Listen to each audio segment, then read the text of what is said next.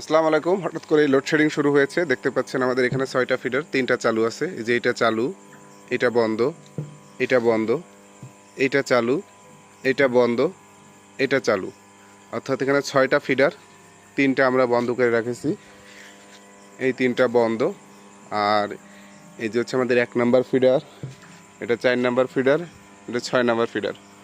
পর্যায়ক্রমে আসলে schedule maintain করার জন্য বা আমাদের লোড একটু কিছুটা ব্যবধান আছে, যার কারণে মিলানোর জন্য আমরা পর্যায়ক্রমে লোডশেড দিয়ে রাখছি। তো এই মুহূর্তে 3টা ফিডার চালু আছে, 3টা বন্ধ আছে। 1 ঘন্টা করে আমরা পাওয়ার দিচ্ছি গ্রাহকদেরকে, 1 ঘন্টা করে বিদ্যুৎ পাচ্ছে, 1 ঘন্টা করে লোডশেডিং হচ্ছে। তো আল্লাহ ভরসা, জানি না এটা কত সময় থাকবে।